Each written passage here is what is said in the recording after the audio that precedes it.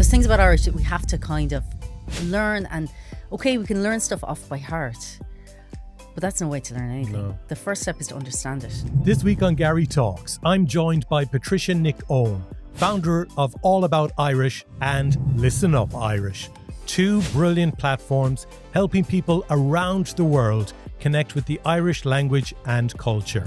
Patricia has guided countless learners through the structure and grammar of Irish with clarity and care.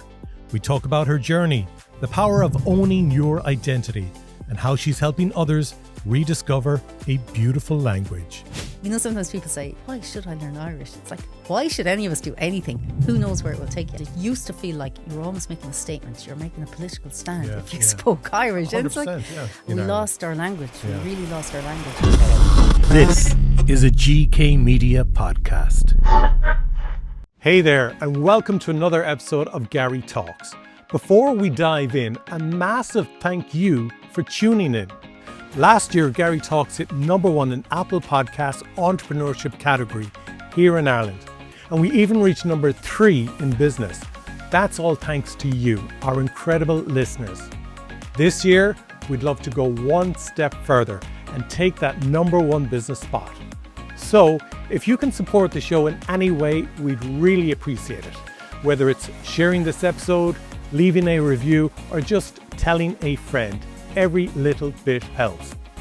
Each episode costs around €1,000 to produce, and we've now released over 100 shows, all in the hope that these conversations deliver something valuable for you to invest back into yourself. So, follow us on social media, drop us a message, and don't hesitate to reach out if you'd like to support the show further. Thanks again for listening, and I hope you enjoy today's episode of Garry Talks. This podcast is part of the GK Media Studios Creators Network, helping people tell their stories.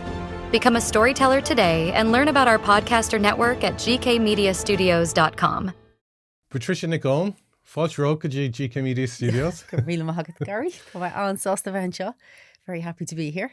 Gurmagat, yeah, you caught me out there already. I was in my few lines, but yeah, you are the owner of All About Irish, which is an e-learning platform to help people learn how to speak and understand and listen to Irish. Yeah, absolutely. Just helping adult learners in Ireland and all over the world, really. A lot of Americans as well are very interested in learning Irish. It's really, really interesting. I think this whole journey that Irish has taken in Ireland over the last number of generations, and how it has been embraced so much now by young people, and it has been embraced by older people like myself, and then people living abroad who may even be Irish American, and so on. Like you, for instance, you grew up in Kinvara in Galway, but you didn't grow up as such as what we would call a Gaeilgeoir. I'm not a native speaker. Yeah, that's true. I didn't grow up in the Gaeltacht area, so I grew up in South Galway, which I would say, you don't have to go too far back, that Irish would have been a very prominent language in the area. Actually, South Galway, North Clare, all the connections with the Aran Islands, with Connemara, with the boats coming in, bringing the turf across the bay. So really there is a huge, even the way people would speak their English around Kinvara, or if you, like when I was a child, like farmers across the road, they'd use the word skubble for the barn, and it's so many words in the language, in the way people spoke English are Irish, or the turn of phrase or whatever. You know, it's an awful day in it today or whatever. But walking around as a child in Kinvara, no one was speaking Irish. Exactly. Really. And in fact, I'll tell you, I have a little more Irish in my background, actually, because my parents were working out in the Aran Islands for a long time. My father was teaching out there, and my mother then, when she married him, she moved over there as well. And my eldest brother was actually born in Dublin, but he grew up in the Aran Islands and in Inishmore until he was like 4 or something. And when he moved into the mainland, and actually, funny enough, almost like the housing crisis of today, they would have happily stayed out there, but they couldn't really find a place that they, a place to rent, or a house, or a site to build a house or whatever at the time. But my granduncle then gifted them a site in Kinvara, which is where my grandfather was from. So they moved back to Kinvara. And my eldest brother, Colm, at the time, he had been really just speaking Irish since he was born. and he was paraded around Kinvara, and he was brought into the post office, and they were all like, make him say something. So for those delighted to hear him, For those who aren't from Ireland, they mightn't understand why part of the country speaks English and part of the country speaks Irish. Yeah. I suppose the best explained is with the colonization that Ireland had by the British Empire for hundreds of years. Yeah. The language as such was banned and it wasn't taught in schools and so on. And there was small pockets of areas around the country called Gaeltacht areas that maintained the language, and the Aran Islands off the west coast of Ireland would be native Irish speakers. But for a long, long time, people, majority-wise, didn't speak Irish. Yeah, we lost our language. We really lost our language. And it's sad to think of it because, when you travel around the country and you see the place names and you see the signposts, and actually it kind of annoys me on the signpost, the anglicised version is the one in block capitals, and in kind of italics above it is the word that actually makes sense, the original Irish version. And, I teach classes as well in Galway City, and I'm often kind of surprised at the start. I'll say to somebody, "Oh, you live in Knocknacarra, Shin Crook Nacarrock." And I'm saying, "Do you know what that means?" No. I said, "That's the hill of the city. You're living in the hill of the city." So just that connection to place, if you don't have even a little understanding of the language. Because you were talking about Kilkenny, Kildare, Killarney in one of your lessons online, and the Kill is actually church. Shanae. Yeah. Very good, Garry. You're paying attention. I'm delighted. But, the church of whatever, the church of, I don't know, is that Kildare, the Church of the Oak, Killarney, the Church of the Sloe. So there must be a lot of sloe berries bushes down there. So then the names Oscailga in Irish made sense, but when they're anglicised, they make absolutely gibberish. No sense. They're nonsense, absolute nonsense. And I suppose even that makes one lose their connection with where they're from, because it's a name, but again, the hill on the city. Yeah. Because I live in Knocknacarra, actually makes a lot more sense, because it is the hill of the city. From the hill. Exactly. But I've never actually known that until now. Okay, interesting. Yeah. So but once you start, and this is what I find with so many adults who come back to learn Irish, because I know people say we didn't, wasn't taught properly in school. I didn't learn enough in school and so on. There's still enough there for people to pick it up as adults and then to go, they kind of you get all these flashbulb moments. I can see it when they say to somebody, explain the place names, and they go, "Oh yeah, oh right," And if nice. they're making that connection, it brings them in quicker to actually get involved. So for me, and I've told this before on the podcast, when I did Irish in primary school, the only time I ever heard the language was in school, because there was no Irish television channel called TG Cahir, which exists today. Radio na Gaeltacht, which is the Irish language radio station, wasn't playing the music that I was into. It seems so distant. So I was only learning Irish in school, and the way it was taught is so far removed from the way you teach Irish on your website. You go through structure and so on. So my experience of Irish was just trying to regurgitate and memorize things, not understanding why I needed to know this language. So for me, it was like learning Latin or something, because there was no, I grew up as a city boy in Galway, so there was no kind of sense of pride or generational element to having the language. And then when I got it wrong in school, at the time you were hit. So I remember getting thumps in the back from my Irish teacher because I was making mistakes and sentences, which made me feel stupid, which made me then hate this language because I felt stupid. And then in secondary school, it was the same again, in for a few years, not really understanding it, just wanting to get through the class. And there was a teacher who came into us for our final few years in college. His name was Seamus Gavin, and he's from my Cullen. And after a day or two with the class, he said, "Right, lads, ye don't understand this language at all. So we're going to start from the very basics." I love to hear amazing. that. That's kind of what I do with people as well. It's And then I started to actually like the language because I started to understand it. I didn't feel as stupid. Then we had to do it in college. But it's only since my children, who are now going to an Irish school, when they're doing the homework, which we call the Oberwalia, and I'm seeing it from the basics, that I'm getting it, and the words are coming back to me. And it's a whole different experience I have of Irish. And like TG Cahir has really changed things. And then you've, movies like Colin Kuhn and Kneecap, as we were talking about earlier, like this whole image of the language now, this perception of it is so different to 30 years ago or so when I was in primary school. So it's fantastic. But what's interesting is, so my wife is a lover of languages. So she's from Italy. She went to Spain to study Spanish. She came to Ireland specifically to learn English because she was told she'll learn English better in Ireland than the UK. Very good. And her pet peeve with doing Irish before was that it's not taught structurally. Yes. That language should be taught as from a structural perspective. And when you go to your website, All About Irish, you explain how you teach is through the structure of the language. And I was like, oh, this would be interesting. And I did, like, lesson 1, I think, was about 17 minutes long. And the amount of information that clicked with me and that I understood and that it suddenly made sense blew my mind. And I was like, why wasn't I learning this? Why wasn't I taught this 30 years ago? So that's me finished talking for the last 10 minutes. It's you great. Can bring me on your journey then, because what you and this is why I wanted to bring you on the podcast. The way you're teaching the language is the way it needs to be taught. For anyone who might be my age or older or even younger or not from Ireland, for me personally, this is the way you should learn how to speak the Irish language. So take us on the journey. Delighted to hear you found it so helpful. That's fantastic. This. So I really take a structure-based approach. Irish is a Celtic language, right? So it's in a different family of languages to English, German, and so on. So if you compared English and German from kind of how the language works, they would be closer than Irish and English. So even though the two languages are kind of coexisting here in Ireland, they're further removed from each other in terms of how they operate, how they work. So there's things about Irish that we have to kind of learn, and okay, we can learn stuff off by heart, but that's no way to learn anything. No. The first step is to understand it. Now, understanding it comes through kind of learning a little bit about the structure of the thing. How is it broken down? How do you put a sentence together in Irish?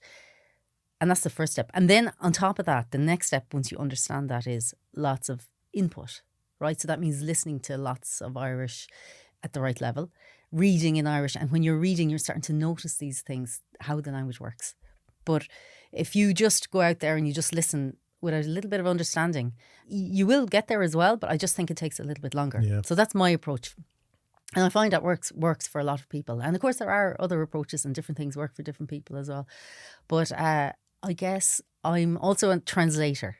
And if you translate for a living, and I have done that, I worked in Brussels for a few years as an Irish language translator, you have to understand the structure of a language very well. And you have to be able to break it down almost like a mathematical puzzle almost, right? And then you have to understand it well. And if you understand it well, then it's easier to teach it. So that's what I'm trying to do. I'm trying to break it down for people, explain how it works. And then once they have this understanding, then go and listen.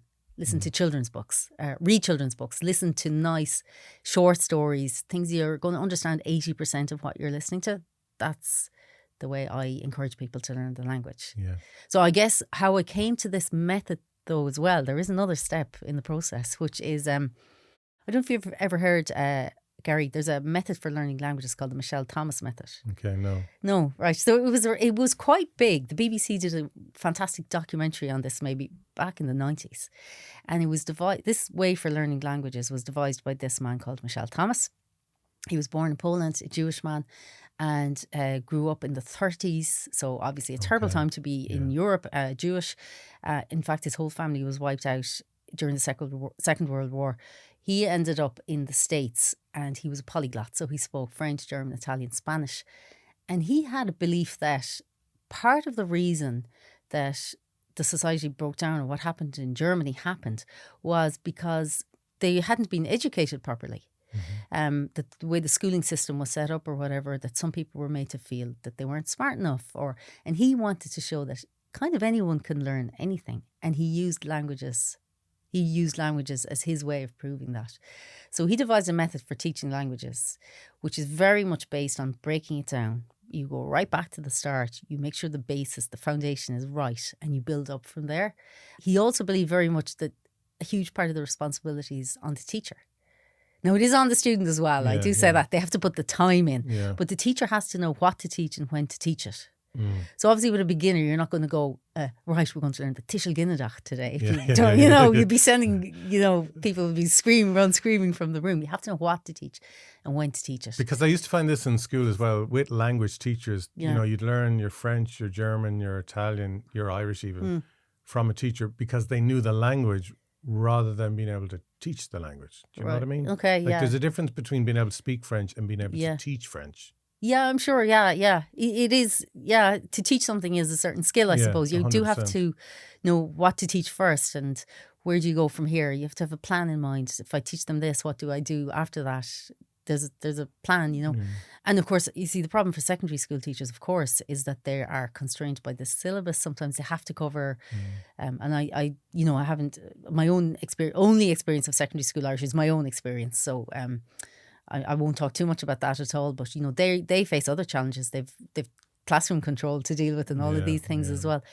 And of course, if you get children coming in from the primary school who haven't got a decent foundation, getting into secondary school without that basic foundation, it's very difficult to catch up then. It's a bad start. Yeah. But that was me. Well, I'll come back to Michel Thomas. Okay. Sorry, I really got sidetracked there, which I tend to do. No, that was my fault. So Michel Thomas, I came across this method because I was, like your wife, I'm very interested in languages, but I wanted to learn some Spanish. And I used it as the first method that I tried. And it's an audio only method. So you're walking around, you're listening in on a class. And I thought, oh my God, this is fantastic. And really everything I learned on that, I just remembered it. Mm-hmm. So I thought, this should be available for Irish. Yeah. And I approached the publishers, which are like massive publishers in London, and they ignored me for a while. And actually with a friend of mine as well, there was two of us. Eilish Ní Eoin, she works in the university, or at the time she was working in the university. And we were both really passionate that we would get this Irish Michel Thomas course up and running. And I kept after them and I was like, I'm in London next week. Would you like to meet me? Kind of thing, And they'd say, oh, sure, look, if you're in London, call in. I'm like getting onto the Ryanair site away. And I went over, I met them. And they took not a massive gamble because there is such interest in Irish. And this is 7 or 8 years ago. And there even was then, because of Duolingo and what have you. But I mean, really, they had only done major languages at that point. You could say, Italian, German, languages with big markets, Mandarin. And they took it on anyways. Brilliant. And they made it. And myself and Eilish went over to London and we were put into a recording studio for 4 days with 2 people who had never learned Irish before. Yeah. So we had an Englishman, Pete, a great guy, an actor, and a woman, Jenny, and she was a former opera singer. And the two of them sat in there for 4 days and we taught them Irish for 4 days. And that became the Michel Thomas Irish language course. Wow. And just about Pete, I thought it was kind of funny. Pete, no more than me hassling Michel Thomas publishers that I would make a course, he was on to them the whole time because his father was Danish and he wanted to learn Danish. And he had learned German through Michel Thomas, but he really wanted to learn Danish just because of his family background. And he said to them, let me be a student. If you make a Danish course, I want to be the student. Can I be the student? I've never learned Danish before. So they contacted him and they said, well, we're not making Danish at the moment, but we are making Irish. Will you come in and do the Irish course? So he did the Irish course as the Irish student in order to... so are you saying after 4 days, an Englishman was able to speak Irish? Yeah, he was on the road to... We taught him enough that he'd be able to go... Look, after it's an 8-hour course, ultimately, you're not going to be able to... It gives somebody a starting point. Sets the foundation. He'd know where to go from there, we'll say. Yeah. That's brilliant. Yeah. But it's not enough. I mean, it's an 8-hour course. So really that was then what led me to thinking, right, what will people do when they're finished the Michel Thomas course? So I wanted to make other courses. And that's how I ended up with a whole pile of courses that I've made myself since. Because I don't know. Yeah, as follow-on courses. I learned so much in that 20-minute lesson that I watched and I rewatched it again. Yeah. And picked up a few more things again, which just I hadn't kind of digested. Yeah. And it was this thing that I was saying at the time to myself, it's great that I could re-watch your lesson, which you don't get in the classroom. But I was saying, well, what happened for my 15 years or so in school? I must have been asleep or in a coma because everything was just making sense. And there was little exercises and I was getting them right. And I couldn't believe after 20 minutes of the lesson, how either I had remembered or I was awakened or whatever, but how my Irish had improved. It's been part of my life for 15 years in the education system in Ireland, and it's been so poor. Yeah. Yeah. Sometimes I think people underestimate a little bit how much they actually did learn in school. There is that too. Because really it takes a lot of time and effort to learn a language. Yeah. There's no shortcut, actually. So when people come out of school, and if they come out with a mediocre standard of Irish, it's not bad. It gives them a really good platform to, if they kind of put the time in for maybe 2 or 3 years after that, to get to the point which I think is a great level to get to, where you're happy to just sort of chat to somebody. You may need to use English words to mix them in. You won't know the words for everything. Or you can listen to somebody speaking a program on TG Cahir, and understand most of what you're watching, the gist, or even the gist of it. That's not bad, But yeah, it is true. I know that some people come out of the other end of the school system, and I can only really talk about people my own age and so on, because and these are the age group that I'm teaching now as well, and feel they learn very, very little. Yeah. But I do often find they know a little bit more than they think. Maybe. Yeah. And the reason I know that is because I also teach people who really know no Irish, who really are starting from zero, which would be people who grew up, outside of Ireland, in the States or in England or whatever. Yeah. And, it takes quite a long time for somebody to even get to automatically say, Táime go maith. I am well, Táime go maith. Because you can see there the verb is coming first in the sentence. Like in English, we put the I first. Yes. And so for somebody who's come through the Irish school system, Táime is automatic. Yeah. Whereas for somebody who hasn't, that takes a little bit of time even to get that. Yeah, but in school, I was good at other subjects. I did well. Yeah. But languages, French and Irish, I was appalling. And I just define myself as a person who's not good at languages. I'm good at maths. I'm good at... Yeah. And I was good at English. And I do put a lot of that down to the teacher I had, Joe Lally. But yeah, I just felt that I'm just not good at languages, and I just got to accept that. And even going to Italy and trying to converse with in-laws and friends of my wife, I, again, gave up quick enough, because I said, well, Gary isn't good at languages, so there's no point trying to go down that route. I mean, it's a self-fulfilling prophecy. I'm sure you can hear it yourself. Yes. If I kept telling myself, I'm really no good at having... Well, I'd heard that the brain works where you're either good at maths or you're good at languages. It's one or the other. I believe that. Like us all, I mean, sure, some people are a bit more talented at certain things. Of course, we're not all... we don't all have the exact same abilities, natural abilities, I suppose. But everybody has the ability to learn a language. We've all learned a first language, the other thing is, you might think that somebody who says, you see someone else, you think they're good at languages. They've probably, like in my own case, like to become a fluent Irish speaker, I have put a lot of time into that. Yeah. That didn't happen overnight. It takes a long time. And the people kind of who get good at things generally have put a lot of time into them. Yeah. And the people who maybe are looking at these people and thinking, oh, they're just gifted. Yeah. They've generally, the hurlers have hit a ball against the wall of the house for hours and hours and hours on end. They're people who, whatever it is, play music, play guitar. They've been playing that guitar, for hours in their bedroom as children or whatever. So I don't...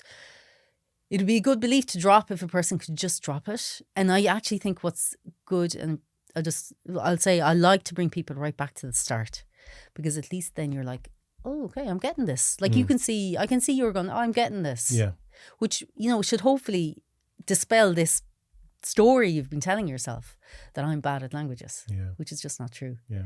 And by the way, just in terms of like being with Italians and in-laws and so on, as English speakers, we are at a little bit of a disadvantage, because when we go to many other places, people often have a very high standard of English, or they want to practice their English. So it can be very difficult too. Yeah. But if we persist, but also, just listening is a great way to learn a language. Yeah, true. Just listening helps speaking. People, people often say, I just want to speak Irish. I just want to speak it. I don't want to do anything else. I just want to speak it. And I kind of laugh when I hear that, because it's like saying, listen, there's a piano. I just want to play a concerto. That's all I want to do. Take away those scales. I'm not doing any of that stuff.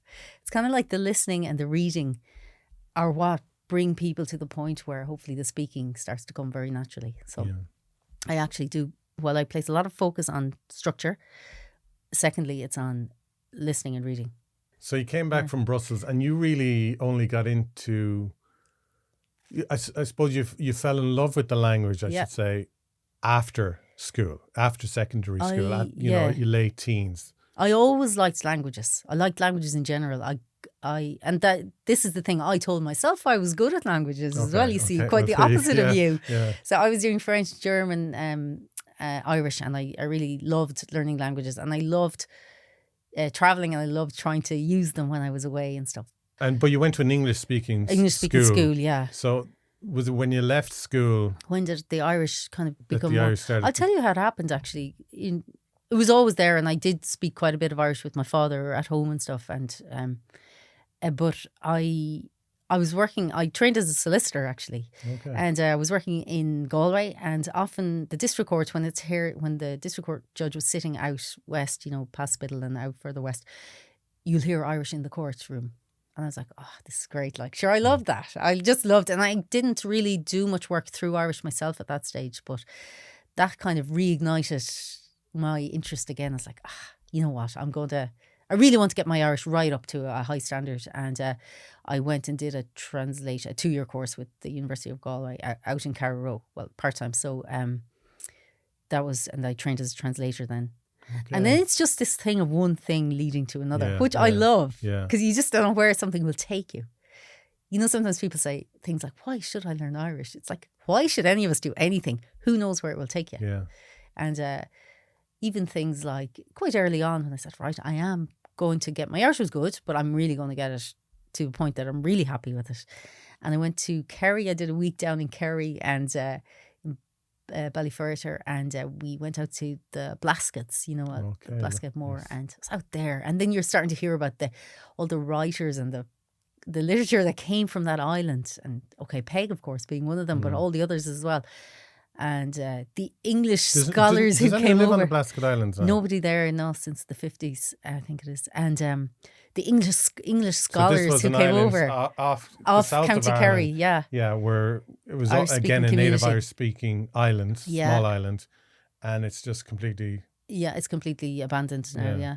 But what was interesting about these islands as well is that so many international kind of scholars, you could say, were always interested in Irish because it is a Celtic language, and the Celtic languages were once spoken all over Europe, but of course they were pushed out of mainland Europe. So we have this repository. It's really valuable. And you get these amazing, like there was a Norwegian Marstrander, there was this Robin Flower was this Englishman. Like, I mean, what a gorgeous name, Robin Flower. Like, and he used to go out to the from I think Manchester or Liverpool, and he would travel out to the Blaskets every summer. And you just imagine him making that trip, I think in the 20s, and, getting the boat to Dublin. How do you get from Dublin out there? And probably a Curragh across to the island or Naveog, and spending time out in the island, learning the language from the people there and encouraging them to write. He saw the value of this native tradition and so on. But yeah, so I digress again, but I spent time down there, a little bit of time down there, and then it was just like one thing leads to another. That's kind of the thing. And then after finishing the translation course, sometime after that, these jobs started coming up in Europe, and I was asked, or I applied and I got a job in Brussels. So I was out there for 3 years. And what languages were you translating in Brussels? So English into Irish. Okay. EU legislation. English into Irish. It's only in the last few years now that the European Union has recognised Irish as a full working language. Yeah. So that was great. Like, and then of course when I was there, it's such a multilingual environment, and the beauty as well. If anyone spends time in Brussels, it's like you speak Irish to people. I was obviously speaking Irish with all the other Irish language translators. That was the language we worked through and spoke to each other in. But even outside of that, when you meet Irish people on the streets in Brussels or the GAA club, a lot of people spoke Irish and would speak Irish. You might speak Irish with some people, English with others, and it didn't make any difference. It's like at the time, and I don't think it's like this anymore, but sometimes in Ireland it used to feel like you were almost making a statement. You're making a political stand if you spoke Irish. 100%, it's like, I'm not. I just like speaking it. And if I don't speak it, then why have I... What's the point of knowing it if I don't get to speak it with, friends? But my perception of it was very much like you're either with us or you're not. Yeah. So you either speak Irish. Yeah. And if you're not able to speak it, you're kind of outside the circle, and that there was very much two, not classes of people, but two kind of groupings of people in Ireland.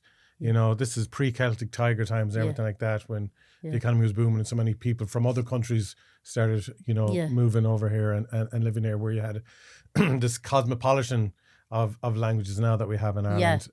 But I felt like... It felt excluded. Completely, and that's awful for your own language that was spoken within your family going back a few generations.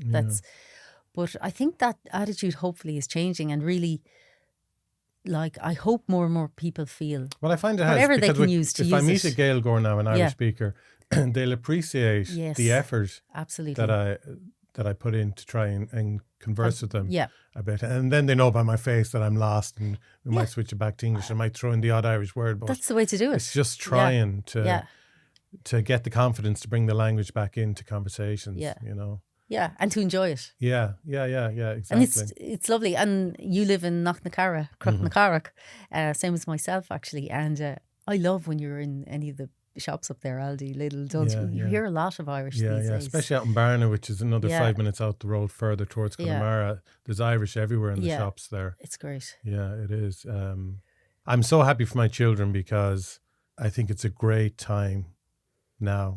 Yeah. It's so positive, the language and learning the language, as opposed to the experience that I had of it and so on. And like to be honest with you, there was no such thing as Irish speaking primary schools, Gael schools, when I was growing up. They were only in Gaeltacht areas. Yeah. Whereas like so many children now want to go into their Gael schools in the cities and in Dublin. They're protesting for Irish speaking secondary schools now, which was never happening before.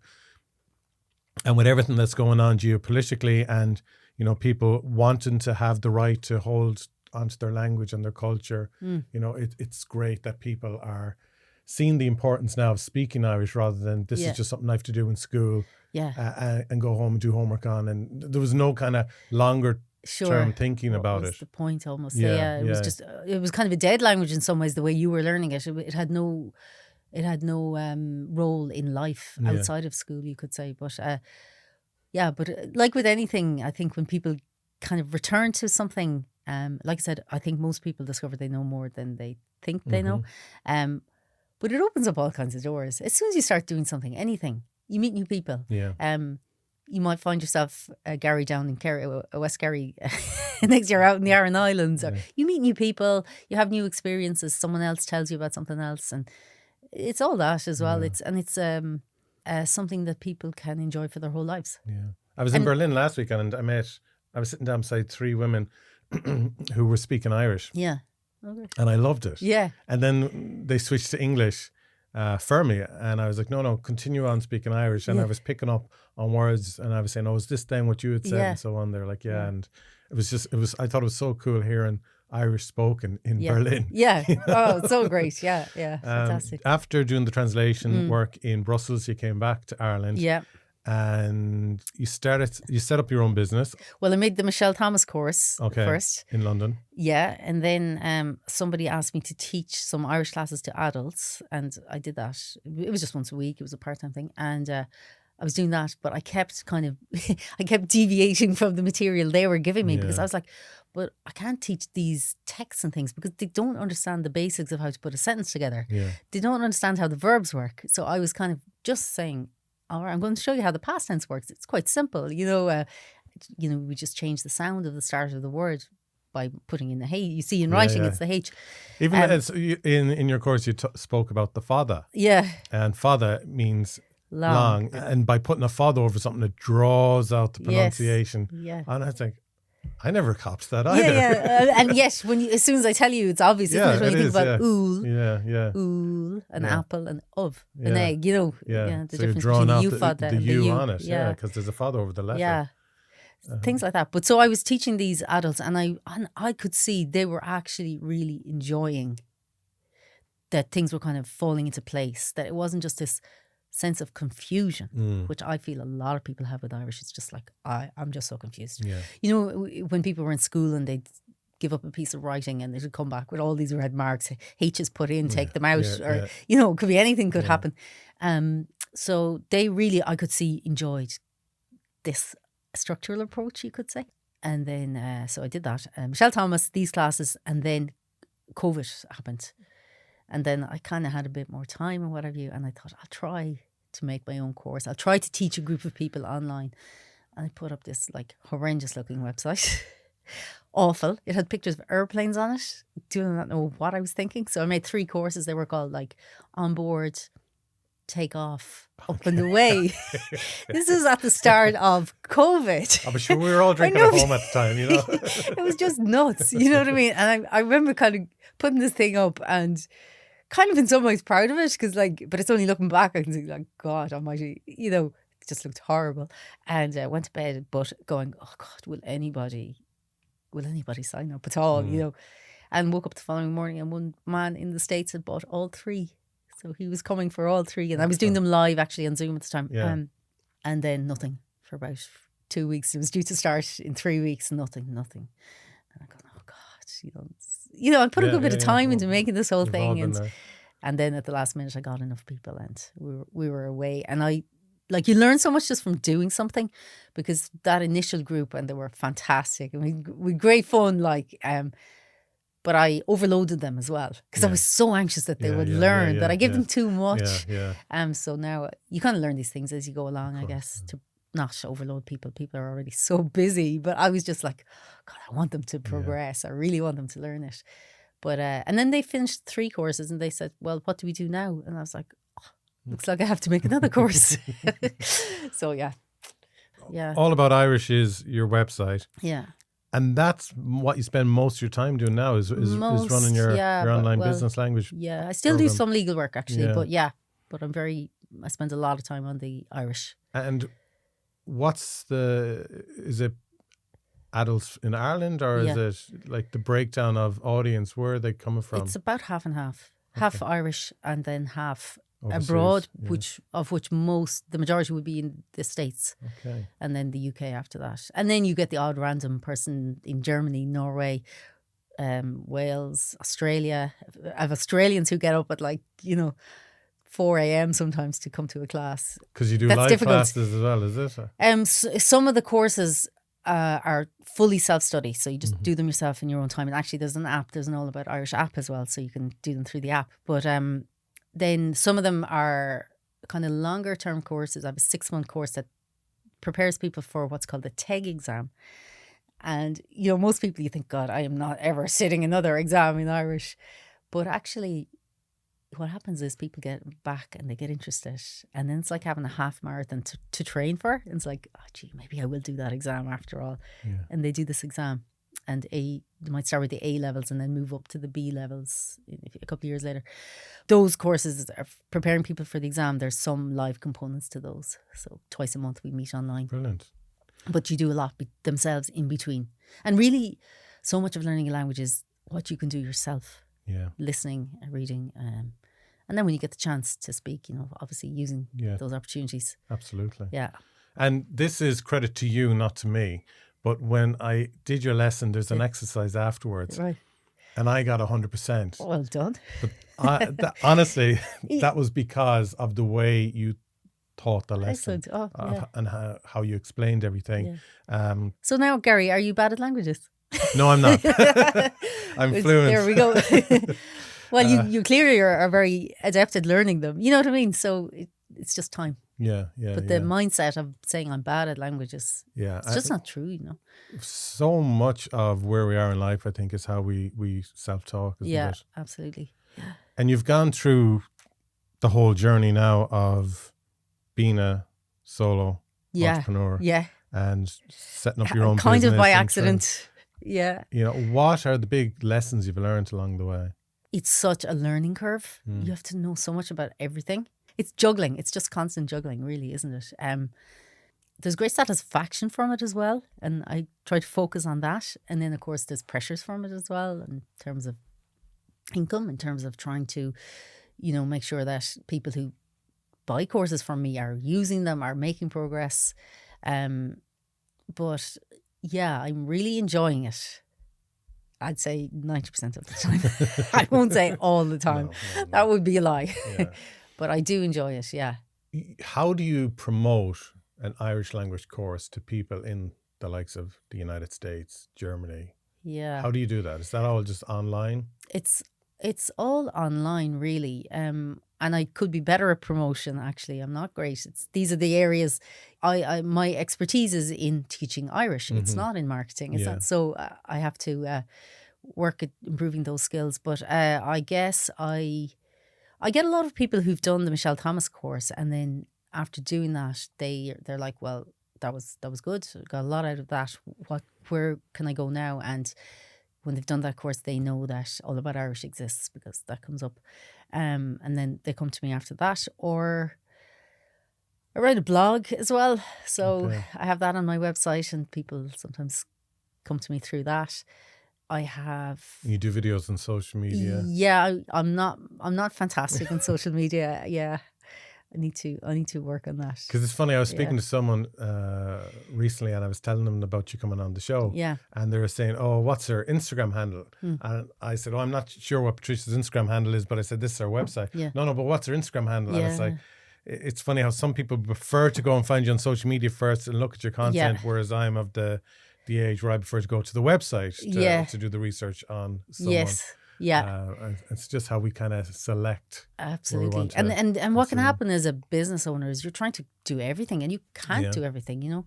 And one thing I do, and I do it quite religiously, is I send an email out every Friday with something to do with Irish. So even people who not necessarily taking my courses at all, but they can just subscribe to the website, and just getting an email every Friday maybe helps people to go, oh yeah, there's something else about Irish, and then maybe they're driving to work and they notice something, or they hear a little bit more. Just pay attention to it. Yeah. So I have that's going on as well, my Friday email. So I'm fairly religious about that. Like I like doing that, actually. And do you know how many people have done your course then, you know, since you really kicked off in 2020? Oh God, these are the things I should know, aren't they? Yeah. This is the business side of it. This is the side I fall down on like abysmally.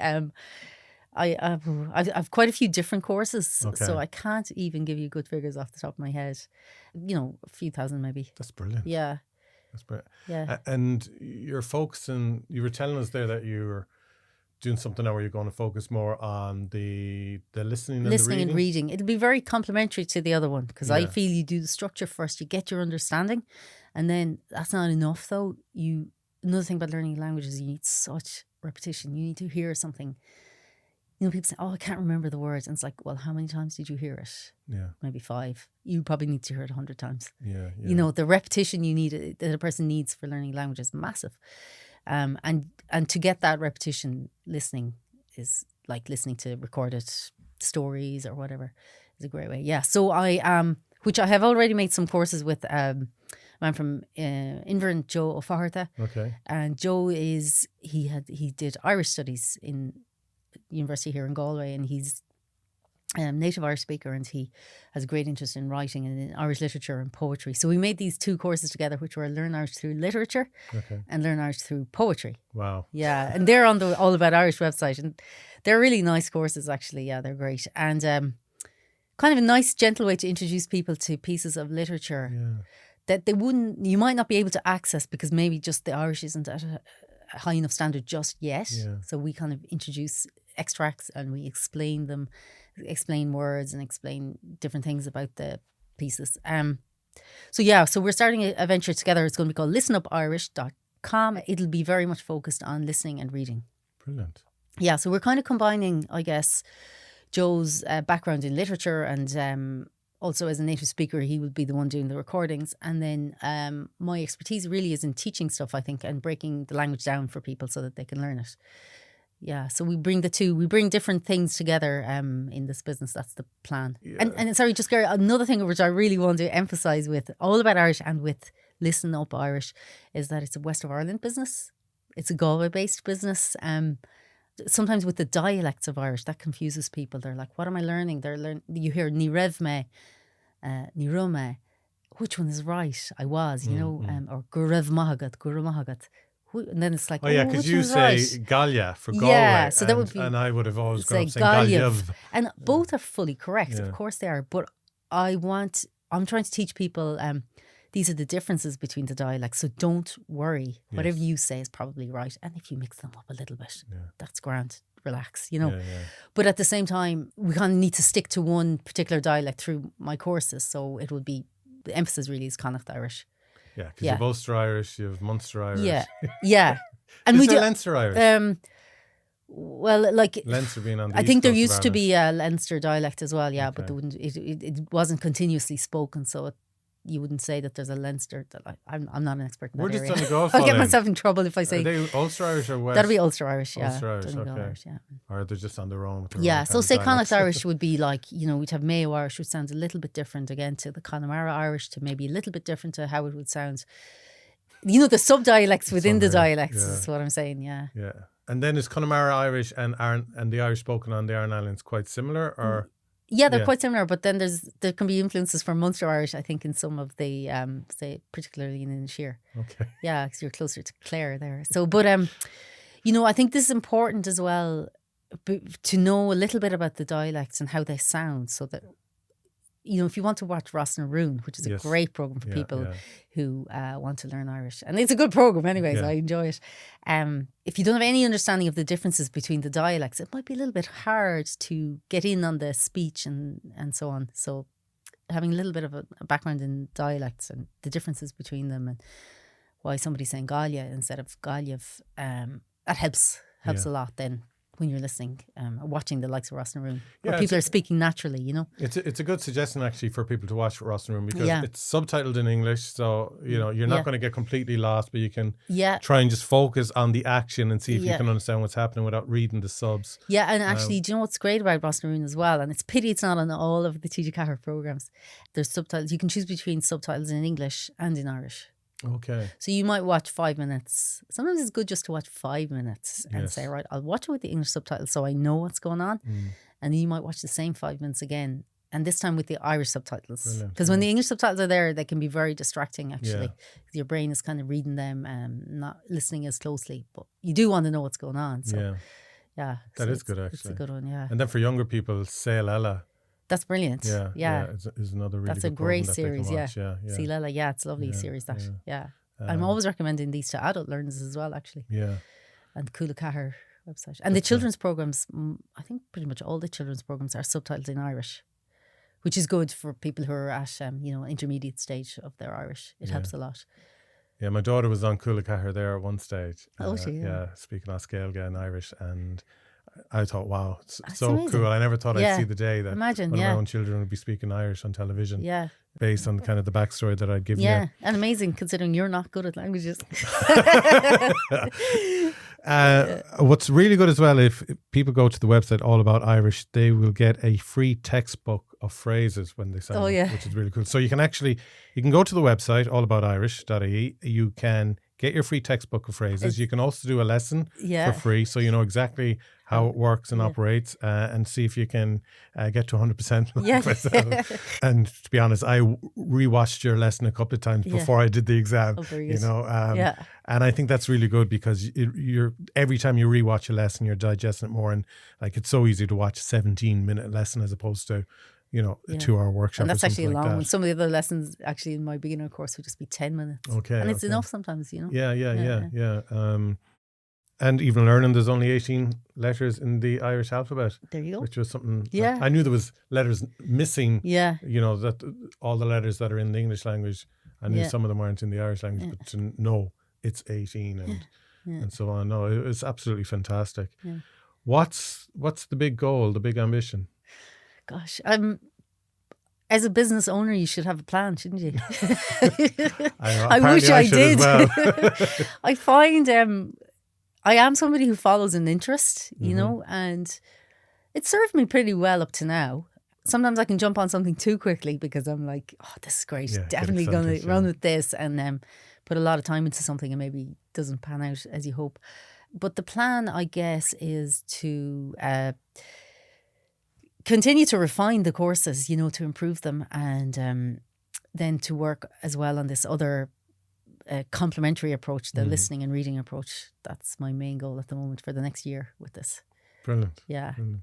I just know the confusion so many people as adults have, and they're trying their best and maybe doing Duolingo and maybe picking up words and phrases, but things are not coming together. No, because Duolingo, in fairness, it doesn't explain structure. Yeah. It's just getting you to repeat words and try and memorize words. Yeah. And I even tried doing Irish on Duolingo, and it's completely different to the way you deliver. Okay. But it has its place. You know, it does help your vocabulary. Maybe it's kind of getting your brain thinking in Irish again a little bit. I just want people to get the basics right. Yeah. And I don't want people to be, I say this as well, I don't want people to be learning forever. Like at a certain point you have to say, when you're decent, you know, I'm an Irish speaker. We don't have to be fully fluent to say that. Like, maybe we can all already, like, just to change how we look at ourselves. I know I speak Irish instead of I'm learning Irish. At a certain point it's good to switch. Yeah. I hope someday I'm we can sit not down too far and off. have a full-on conversation on Scarga. Yeah. You know, I it'd don't be see why absolutely not. fantastic. Yeah. Gurmila Magat. Tough fault, Ruth. And best of luck with everything. All About Irish is the website. As I said, you can do the first lesson for free. You can get your textbook of phrases for free. Highly recommend anyone who's just even slightly interested in trying it out, just give it a go. Gurmila Magat, Garry. Really enjoy it. And really continued success with all your work. Gurmila Magat. This is a GK Media podcast.